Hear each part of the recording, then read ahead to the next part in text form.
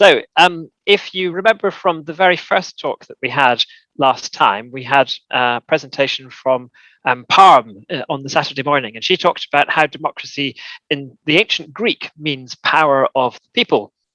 So that basically is the idea that ultimately it's the people who are in charge in a democratic system. But of course, there are many millions of us. It would be pretty impractical for us all to be involved in making every decision. And, most of us actually don't want to be involved that much anyway. So in practice, the people exercise their power in a democratic system by electing representatives. So we elect a body of representatives who form the parliament. Now, things are a little bit more complicated than that in the UK. So, as many of you will be aware, the UK Parliament has two chambers, so two bodies of people who sit separately. And one of those, the House of Commons, is elected by the people. The other chamber, the House of Lords, is not elected, but mostly consists of people who've been appointed. And then in the UK, so we have the UK Parliament, but also some parts of the UK also have their own parliaments. So Scotland has the Scottish Parliament, Wales has the Welsh Parliament, or the Senedd, and Northern Ireland has the Northern Ireland Assembly. And then in addition, it's also worth mentioning local councils here. So we don't call local councils parliaments, but basically they're the same kind of thing. So they're a body of people whom we elect to represent us and do a lot of the day-to-day decision making. So we have the people in the democratic system and the people elect parliament. But even a parliament is still quite a lot of people. So there's a picture of the House of Commons, and there are 650 MPs in total in the House of Commons. And indeed, if you add in the House of Lords, then you've got almost 1,500 people in total in the Parliament of the UK. And it just wouldn't be practical for them all to sit there talking until finally they manage to get a decision out. You need to have some kind of leadership in Parliament. You need to have some people who are assigned the role of working out the overall direction of policy, making proposals, and implementing the decisions once they have been made.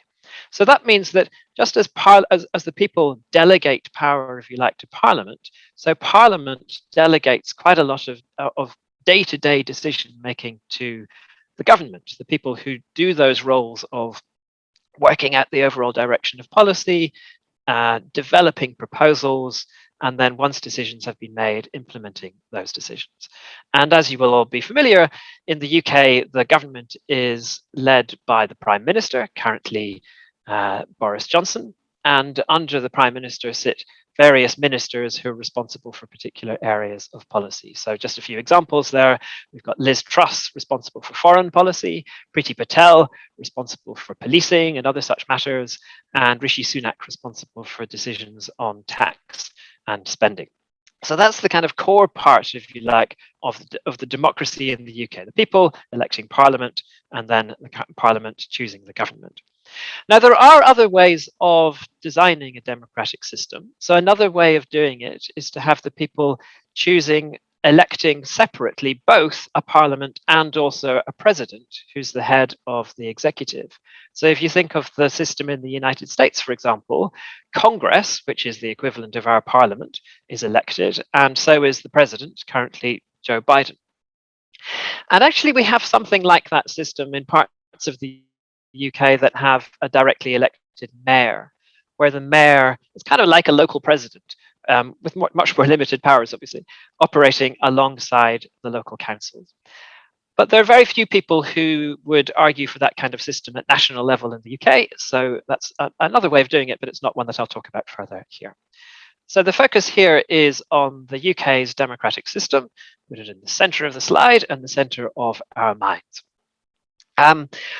But then if you think again back to Parm's presentation last weekend, the slide where she had a picture of King John signing Magna Carta back in 1215, she talked about the fact that another fundamental part of democracy, beside power of the people, is the principle of the rule of law. So the principle that those who are in power can't do just whatever they like. Rather, they have to follow rules, and if they want to change those rules, they have to do so according to certain agreed procedures. And most people would say that that rule of law is absolutely essential for democracy even to get going. So there we have a picture on the slide there of the, the basic principles of the democratic system in the UK. And now we're going to, in these talks this morning, we're going to talk you through these various parts of the system. And this will actually also be the structure that we follow over the next few weekends of the Citizens' Assembly as well. So this is what these are the core bits of democracy, and we're going to work systematically through these parts of the democratic system over the next few weekends. So I'm going to say just a few more words now about government. I guess the Prime Minister is the most familiar person in the democratic system, so that's a good place to start. Then the second talk from Meg will focus on Parliament and the relationship between Parliament and government. Then Anand in the third talk will talk about the role of the people. So I talked about the people there electing Parliament, which is very important, but there are many other roles for the people in the democratic system. And then finally, the fourth talk from Michael will be on the rules and the rule of law and the various different ways in which rules can be enforced. So on government, so firstly, it's useful just to say a few words on the word government itself. It's a rather problematic word because we use it in various different ways. So one way in which we use that word is to refer to ministers. So these are the politicians, the people from Parliament who are given responsibility for decision making in particular areas, or in case of the Prime Minister, overall responsibility for the whole agenda. So when we talk about Boris Johnson's government, that's what we mean. We mean the set of ministers, the people from the party or parties in charge who are responsible for particular issues. But we also often use the word government to refer both to ministers and to officials, to civil servants, to the people who've got a permanent job in government. So are not people from a political party, but are neutral officials and are responsible for advising ministers and for doing a lot of the work of implementing the decisions once they've been made. And both these senses of government are very important. You'll hear them all the time. Sometimes we also use the word executive or the executive branch to refer to government in either of these two senses. And then there's also a third way in which we use the word government to refer, and this is a bit confusing, I know, but we do it, to refer to the whole system through which we're governed. So including the government as I've just defined it, but also Parliament and the courts and elections and all the other various bits and pieces. And there we might refer to the system of government. So just be aware when you're listening to the various talks today and over future weekends that people are going to be using the word government in these different ways. And if it's not clear just how they're using it, then always feel free to ask during the discussion periods just to clarify what's going on. And then finally from me, I talked about how Parliament delegates power to a government. But how does Parliament actually choose the government?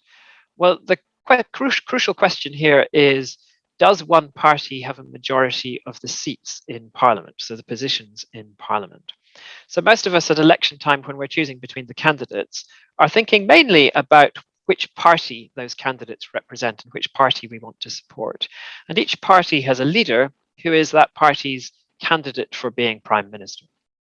So if the answer to that question is yes, one party does have a majority of seats in Parliament, then it's basically automatic that that party's leader becomes the Prime Minister and goes on to form a government. So that's what happened, for example, in 2019 after the last general election in the UK, when Boris Johnson's Conservative Party had a majority of the seats in the House of Commons, and therefore Boris Johnson became Prime Minister and the Conservatives formed the government.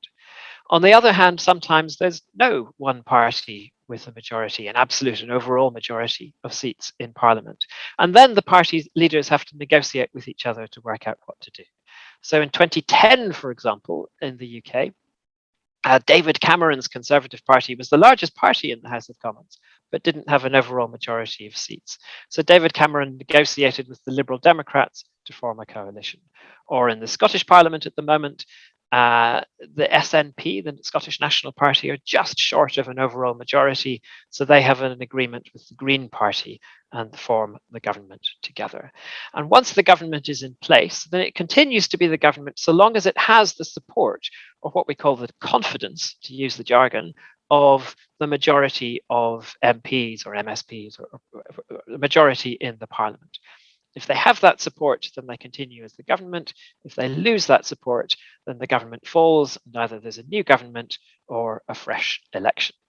So that's enough from me. A very quick tour of the overall system of democracy in the UK, and I shall return back to Kayla.